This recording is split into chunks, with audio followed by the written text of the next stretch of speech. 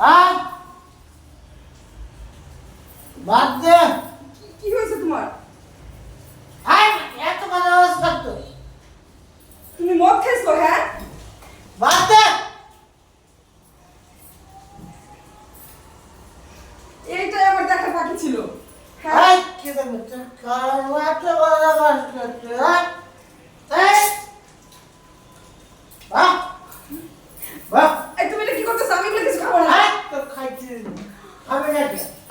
তোমার এরকম আমি অবস্থা খাইছি হচ্ছে? খাবে না কে? আমি খাইছি খাবে না কে? আর আমার তুমি এরকম কেন করতেছো? আমার মধ্যে আমি খাইছি খাবে না কে? খাইতে হইব।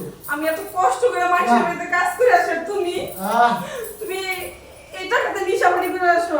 আয় কথা রং কর নিজে তো কোনো কাজ জোগাড়ি করতে পারো না। কথা রং কর।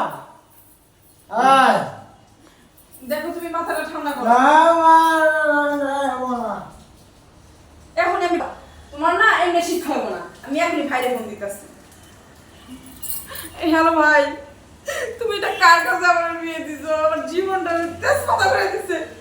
আজকে ঢাকায় আমি এত কষ্ট করে মানুষের কথা কে বাবা মানুষের কথা কাজ করে আর সে কি করছে জানো? সে মদ খায় আমার এসে বলতেছে মদ খাওয়ার জন্য।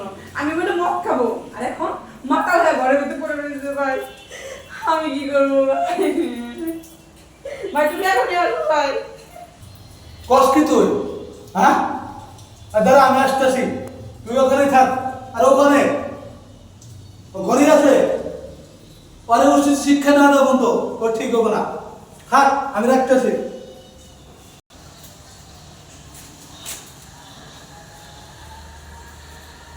কি আছে রে? আর ভাই করোনা তো নেশা এখন পড়ে রয়েছে। ভালো এই অবস্থা কার? এই ঢাকা হিসাবে এই অবস্থা?